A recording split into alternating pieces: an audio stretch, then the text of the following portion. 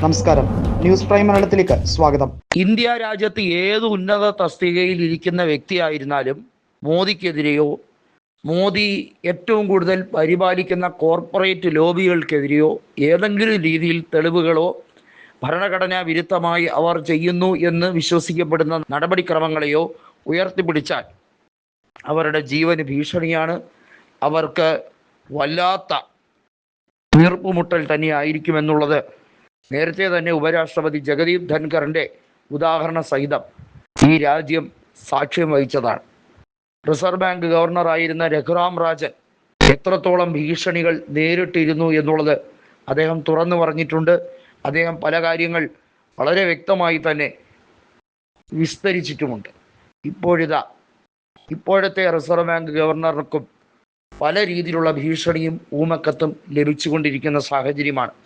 അദ്ദേഹത്തെയും ടാർഗറ്റ് ചെയ്തിരിക്കുന്നു B J പിയുടെ ലക്ഷ്യമെന്നത് അവർക്ക് കൃത്യമായും ഒരു കോക്കസ്, ഒരു ബെൽറ്റുണ്ട്. അവരുടെ ഒരു സിസ്റ്റം എന്ന് പറയുന്നത് ഈ രാജ്യത്തെ നശിപ്പിക്കുക, സാമ്പത്തികപരമായും.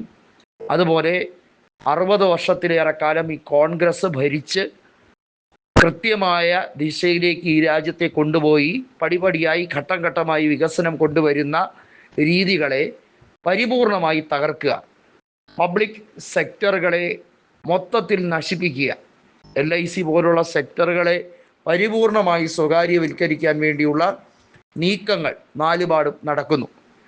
അതിനുവേണ്ടിയുള്ള ഓർഡിനൻസുകൾ അണിയറയിൽ തകൃതിയായി നടക്കുകയാണ്. ഓർഡിനൻസുകൾ സഭയിലേക്ക് കൊണ്ടുവരുമ്പോൾ നമുക്കറിയാം, ഓർഡിനൻസ് എന്ന് പറയുന്നത് ലെജിസ്ലേറ്റീവ് പവറിനപ്പുറത്തേക്ക് കേന്ദ്ര സർക്കാരിന് കൃത്യമായി ഉപയോഗിക്കാൻ കഴിയുന്ന ഒരു ഡിസ്ക്രിറ്ററി പവറാണ്. ആ ഒരു പവർ കൃത്യമായി അപ്ലൈ ചെയ്തുകൊണ്ട് രാഷ്ട്രപതിയെ കരുവാക്കി, രാഷ്ട്രപതിയെ കൊണ്ട് ഒപ്പിടിപ്പിച്ച് ലോക്സഭയിലും രാജ്യസഭയിലും ഒരു ചർച്ചയ്ക്ക് പോലും അതിന് താല്പര്യം കണ്ടെത്താതെ സഭാ നടപടികൾ സ്തംഭിപ്പിക്കാൻ കഴിയും പ്രതിപക്ഷത്തിന് എന്നത് ഉത്തമ ബോധ്യമുള്ളത് കൊണ്ട് തന്നെ BJP അതിനെ മറികടക്കാൻ വേണ്ടി ശ്രമിക്കുന്ന നീക്കമാണ്. എന്നിട്ട് രഹസ്യമായ വോട്ടെടുപ്പിലൂടെ ബില്ല് നിയമമാക്കി മാറ്റിയെടുക്കുക. ഇതാണിപ്പോൾ ചെയ്തുകൊണ്ടിരിക്കുന്നത്. സ്വകാര്യവൽക്കരണവുമായി ബന്ധപ്പെട്ട് പുതിയ ഓർഡിനൻസുകൾ കൂടി കൊണ്ടുവരാൻ വേണ്ടിയുള്ള നീക്കമാണ് ഈ രാജ്യത്ത് സംജാതമായിക്കൊണ്ടിരിക്കുന്നത്.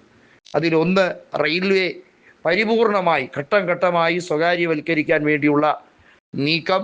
മറ്റൊന്ന് എന്ന് പറയുന്നത് നാഷണലൈസ്ഡ് ബാങ്കുകളെ സ്വകാര്യവൽക്കരിക്കാൻ വേണ്ടിയുള്ള നീക്കം.